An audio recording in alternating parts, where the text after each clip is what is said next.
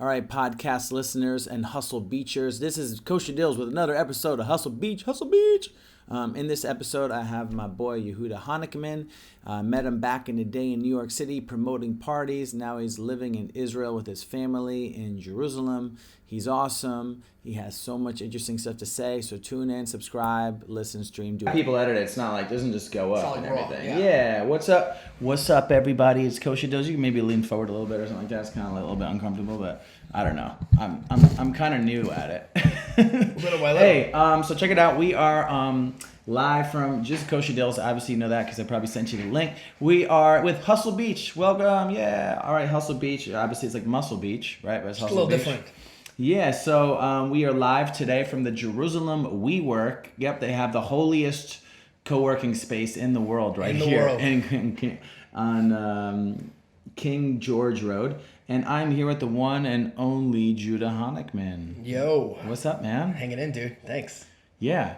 Wait, so how long have you been living in Jerusalem for? So I don't actually live in Jerusalem. I live about 15 minutes outside of Jerusalem.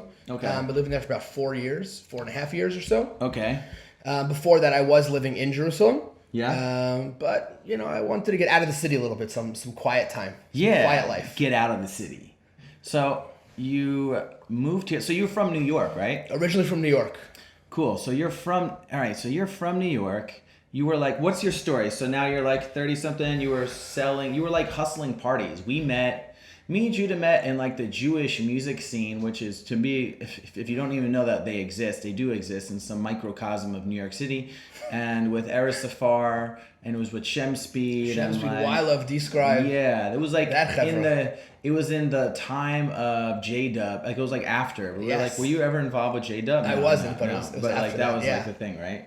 So Modest Yahoo had just come out. And our friend Wyla was like the next Mashiach, like the Messiah. Some say he still is. Yeah.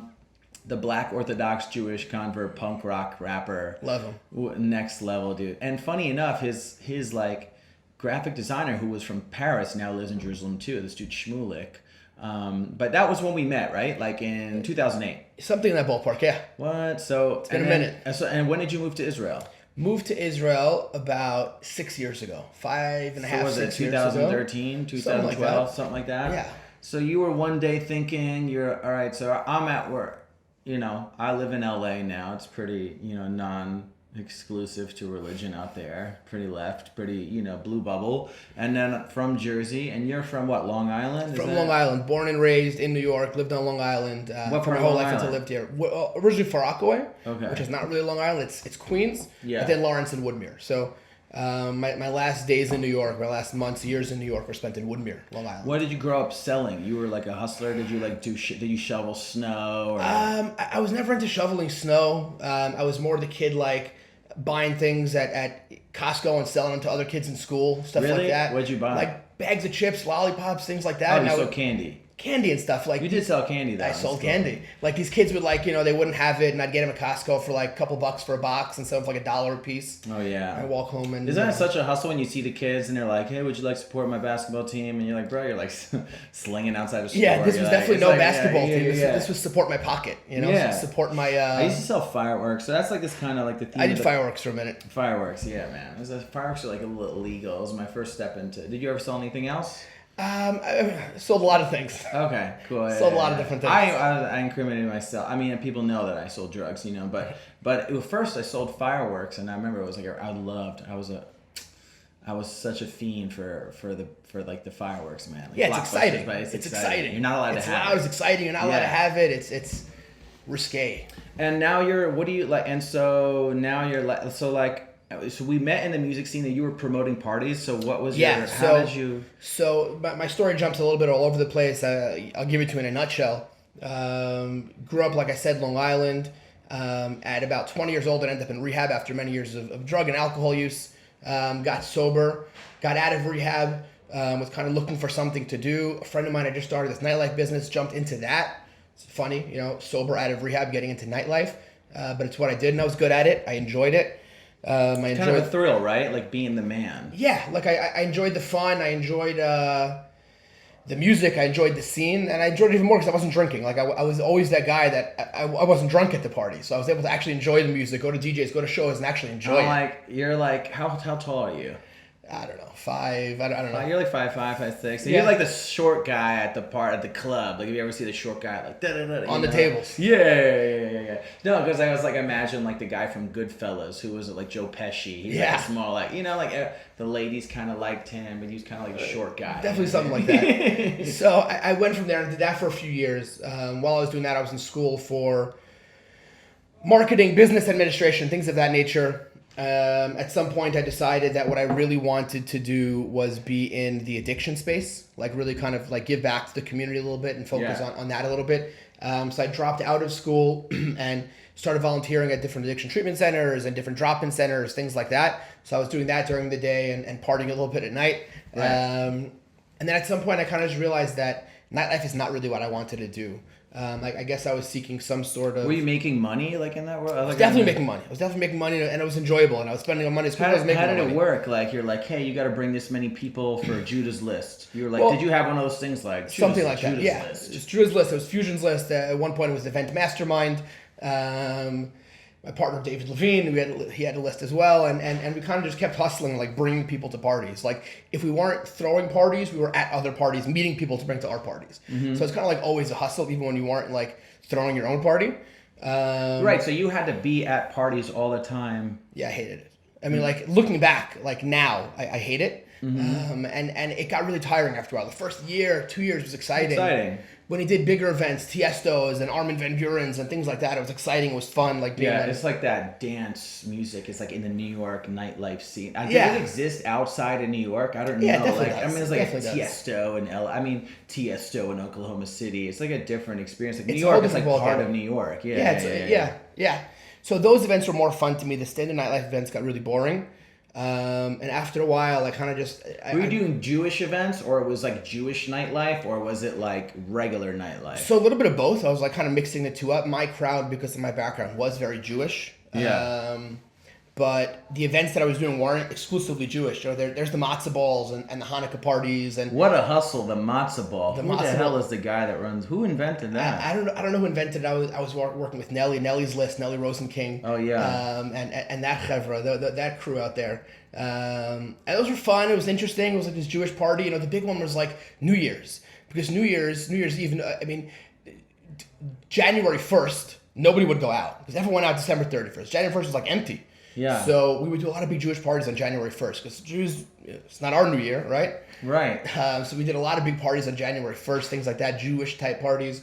Really? I didn't know that. I know Christmas is like the jump off, and Christmas Eve, obviously, it's like... Christmas Eve, yeah. That was a big Christmas one too. Eve is a big one. I mean, they do the matzah ball, but January 1st is a big Jewish party night? It was. We definitely did a lot of parties, and we made some good money on those nights. It's kind of like continuing the party a little bit. Mm-hmm. And... after a while, I started really, at first it was getting boring, but then I started getting, really sick of it. It wasn't just, boring. It was, I was avoiding going out. I didn't want to go out. I stopped showing up at events that I was hosting because it really wasn't enjoyable to me. And I realized I was kind of searching for this I guess spirituality is the best way to put it. Not necessarily religion, but, spirituality. Something bigger, something different, something a little bit more meaningful in life for myself. Right. And I wasn't finding it in the DJs and the clubs and the girls getting drunk and dancing on tables. I wasn't finding it there. And it was at the time that I really started thinking about possibly moving to Israel, possibly going back into the addiction space, and kind of, I guess, turning my life away to a different way. And then you're like, what happened? One day you're like, I'm just going to buy a plane to Israel and just open up I didn't buy a plane. Oh, I mean, a plane ticket. Plane ticket I definitely bought. Nightlife didn't do that well that I was buying planes. Plane ticket I definitely bought. And it was kind of a little bit of a slower progression than that. I had met my wife, my wife now. She's Israeli. She was visiting New York. We met at a restaurant randomly. And... You didn't meet on the internet. We did not meet on the internet. Although I joke sometimes that we met on Janglo, that we met on J-Date. I joke sometimes about it. Yeah. But really, it was just It's like the death of me. It's like, God forbid you meet. You're like, we met, I think it's like... I joke about it. But it's not. I mean, people get to... My brother got married off... A lot of people... Dude, I know a lot of people that got married off that stuff, and it works. I do joke about it sometimes. We met at a restaurant. The internet works! Yes, it does. You heard it here first. So I walked into the restaurant. She was working there. And I kind of just said what up, and we kind of started talking, and then she flew back to Israel at the end of the summer. I came to visit her in the winter. She came to visit me again, and I kind of just said this back and forth, like it's really where I want to be there. Was she like just a regular Israeli person? Israeli. I mean, her parents are Americans. She spoke English fluently. Right, but was she religious? Was she this? Was she that? I think we're all on our journey. So like she was somewhere on her journey during that time, on her way from like whatever it was to like finding spirituality and religion and just so everyone knows, religious means like doing Shabbat and all that stuff. Yeah. Like not driving and like being like, come on, let's go pray. I mean, not everyone knows, I mean, I was just in Hebron yesterday, and I was like, this is the most religious trip I've ever. I didn't understand what they were even saying. I was like, it was like. It's serious. I was like the rabbi. I was like, dude, break it down for me. Like, where are we? Anyways, like, give it to me step by step, one by one. Yeah. So, which is really interesting about your story is that you got into recovery. You started running rehabs for the Jews out in Israel, which is like if you go to like, I'm also in recovery, so people know. But like, I'm like totally never around Jews, and then like you come to the recovery world in Israel, and everyone's Jewish, Right. So, like different than New York. When I was in America, like I said, I met my now wife in America, and was interested in starting to come out here. I was approached by someone named Big Mike Gondelman, who had just opened an addiction treatment center in Jerusalem. And he kind of said, I'm looking for a dorm counselor, and I said, you know what, I'll take it. He goes, well, why don't you think about it? I said, no, I'll take it. Like, I'm in. What you don't even know what I'm paying. I don't care. I'll take it. Like I just wanted. That was like my bridge into that world, and my bridge into Israel. Just take it. Just do it. Hustle. Just take it, do it, and keep running with it. And it was like a turning point in my life, because that's when I moved to Israel. That's when I really engrossed myself into the world of addiction in a professional manner, not in a personal manner. In Israel, and really started working with other people and kind of. Were a lot of Americans or like people sending their kids out here? Tons. Everyone's like, get clean in Israel. Yeah. There's definitely something. Like they say, get clean in Malibu.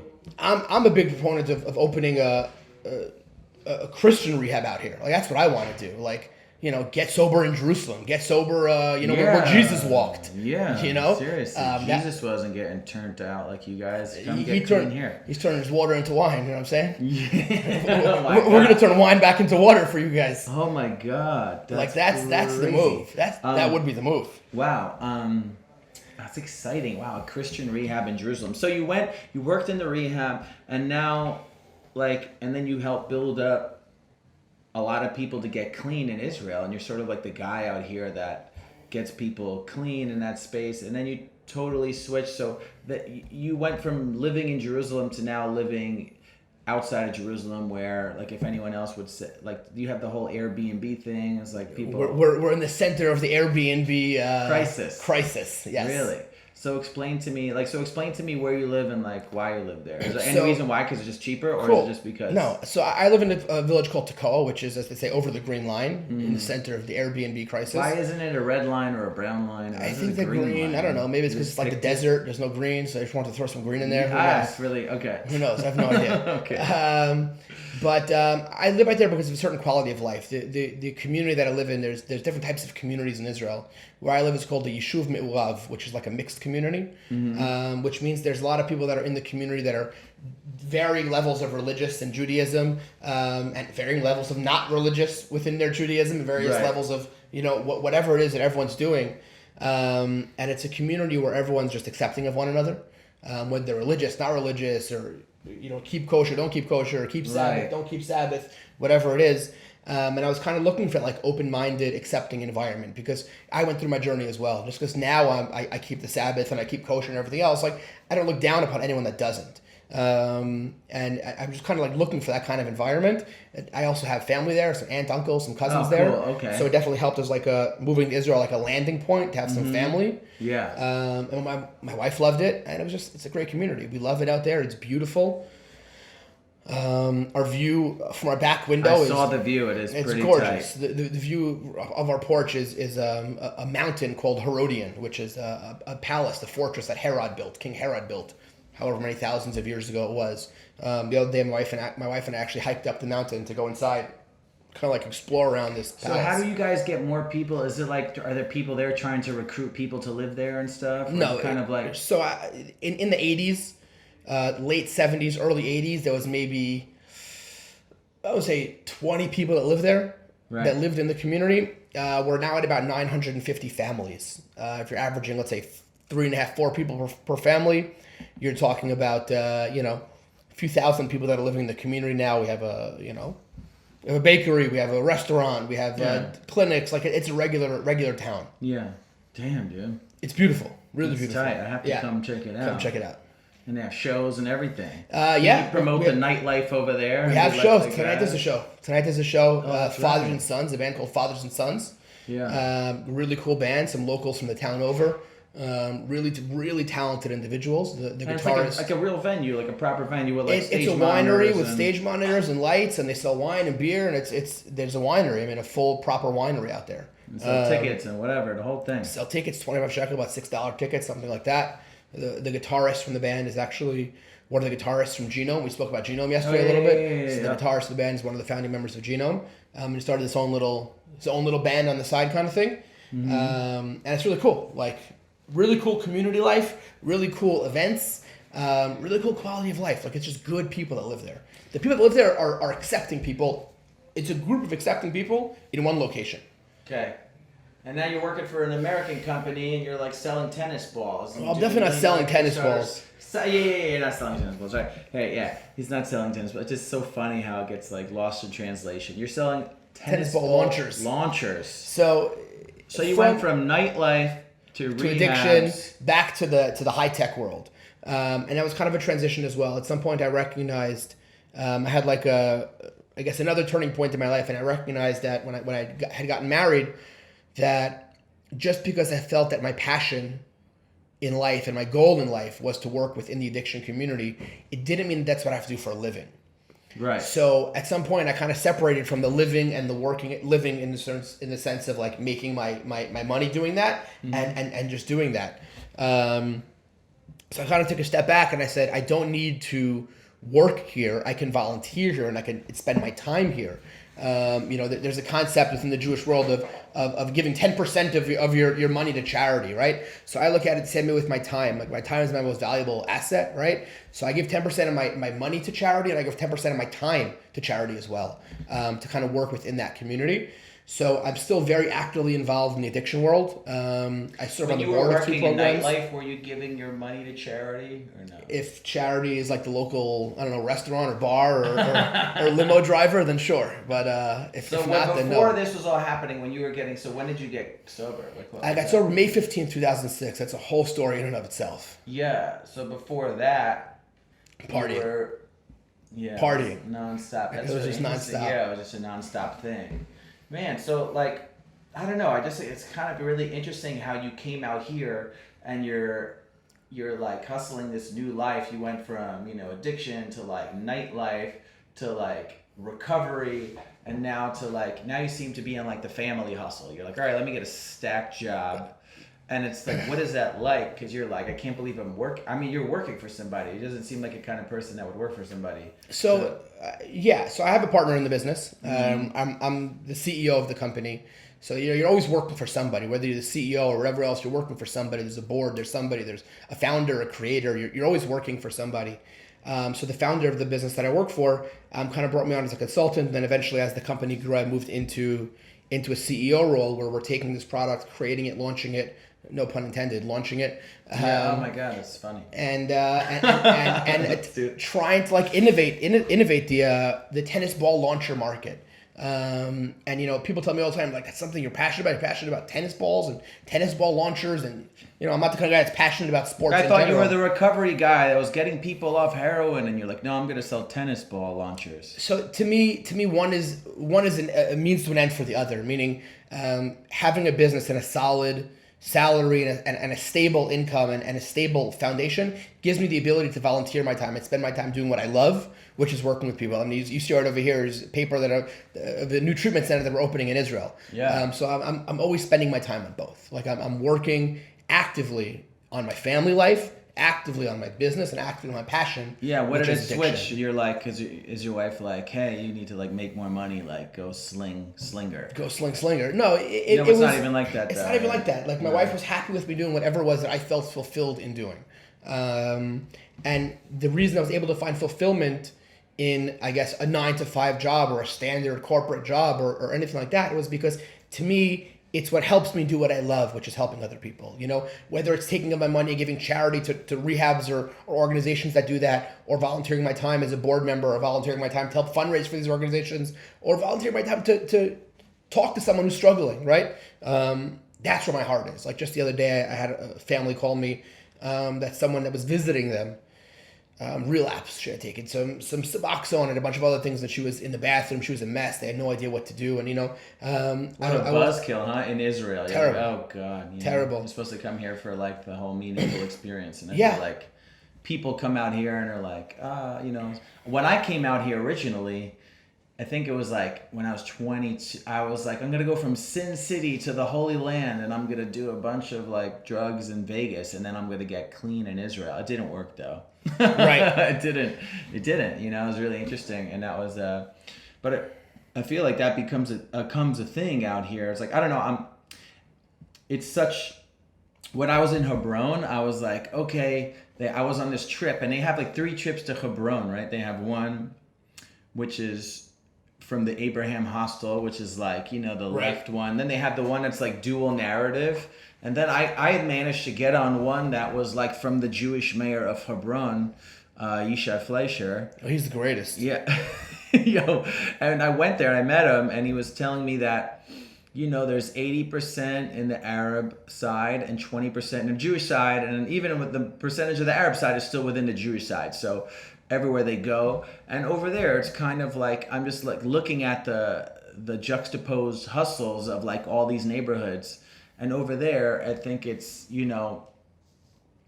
it looks like, I don't know if they're trying to recruit, it's kind of like, hey, become part of the land and do this. And I'm just wondering, like, you decided to move on the other side of the green line, and now you're kind of part of, you're part of that. You're like one friend. I'm like, oh, I actually have friends that live there. I know people that live there, but they're like really insane, and I know them. And I'm like, okay, I know this guy that lives over there, yada yada yada. But I'm like, you're a perfectly normal person. Yeah. And living over there, and it's like no big deal. And then here we are in WeWork, and there's Arab people and Jewish people and everyone. So I just, I guess. I'm trying to just like display to the world, like that might be listening. I'm like, dude, you were like a normal person. We're still a normal person, but you were like promoting parties, which I think a lot of people. Yeah. You're promoting these parties, right, in New York, and then you're like, all right, I'm gonna move to Israel, like marry an Israeli girl, which I'm totally all about. That's like exactly my main goal. I recommend it. And then maybe on whatever. Do you ever consider bringing her back to the U.S. and saying like, okay? I have no interest. Yeah. I have no interest in going back, and I guess that I've found a sense of fulfillment in being here. Not even like ideologically or Zionism, just a sense of like, this is my home. Like I feel at home here. I often say that I feel in America, at least in my circles, in certain circles that I've ran in, that people are living to work. Like their life revolves around their hustle, their 9-to-5 hustle. Yeah. And in Israel, or 9 to not whatever. 9 to 9 a.m. to a.m. Yeah, whatever. Okay.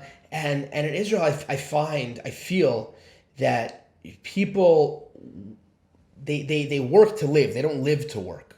And what I mean by that is, I haven't figured out why. And I haven't even figured out why, like, put my finger on why this is.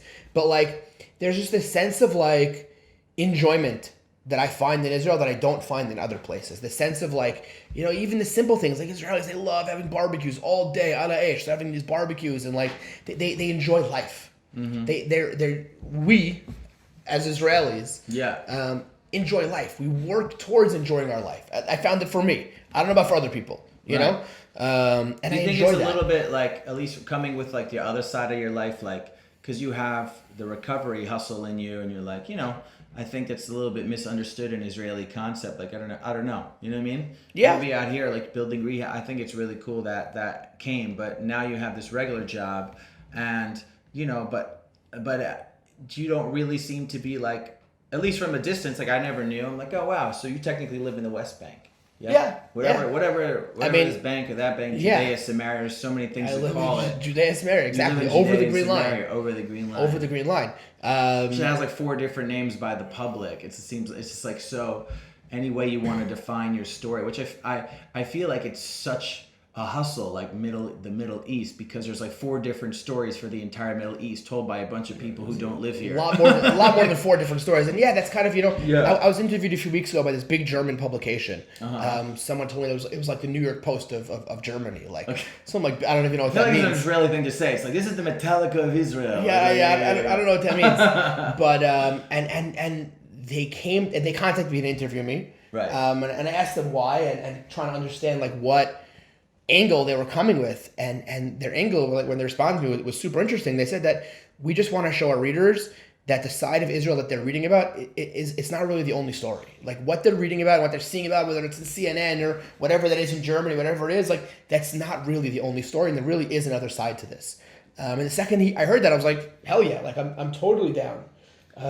Because when I was in Hebron, and Hebron is definitely more gutter than your neighborhood. I think it's definitely more, you know what I'm saying? Like, it's not saying gutter as in a negative way, but it seems more street. Like, it doesn't seem like a really affluent area.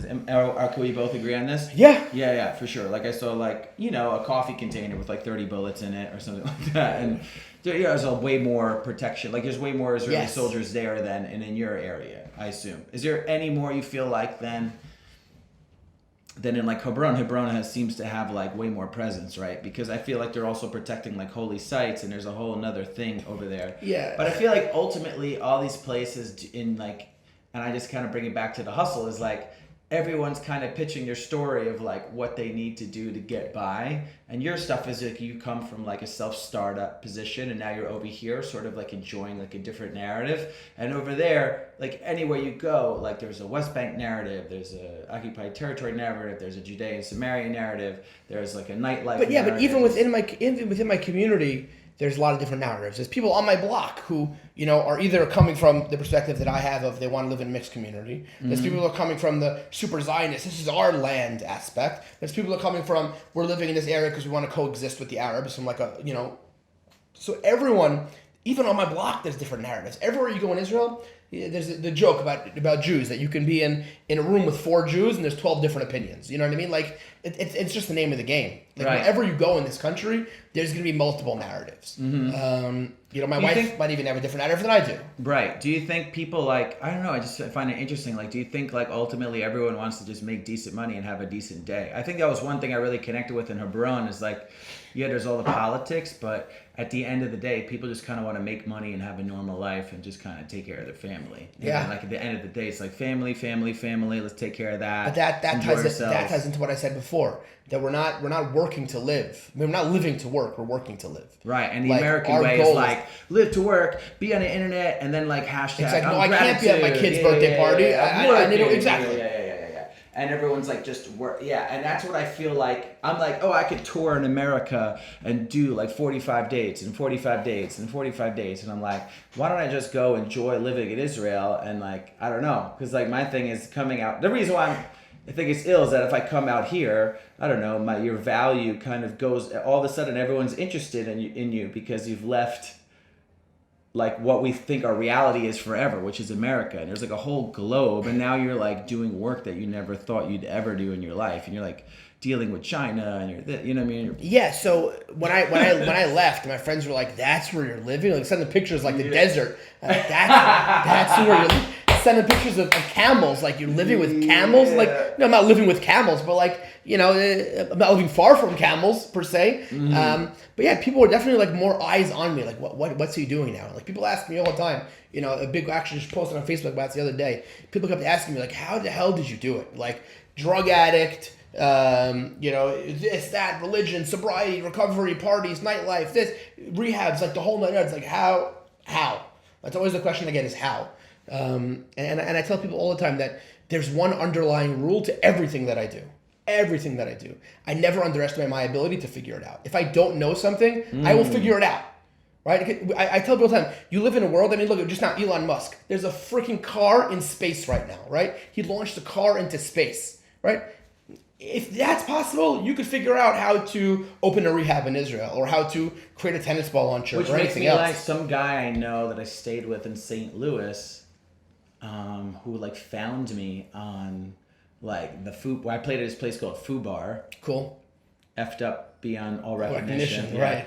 So he's like, yo, man, he like owned all these restaurants and nightclubs, and I went to his house, and he had like all these crazy art, and he had a swimming pool in his house. I didn't even know where I was staying. I was like, oh, some guys let us stay. We won't have to spend money on a hotel. Right. And he's like, dude, yeah, big fan of the Jews. And he's like, I study with this rabbi, yada, yada, yada. And I'm like, all right, you know, like you're kind of on the level of hustle of like, you want to be part of the Jewish world, but you're far away and you do really well out here.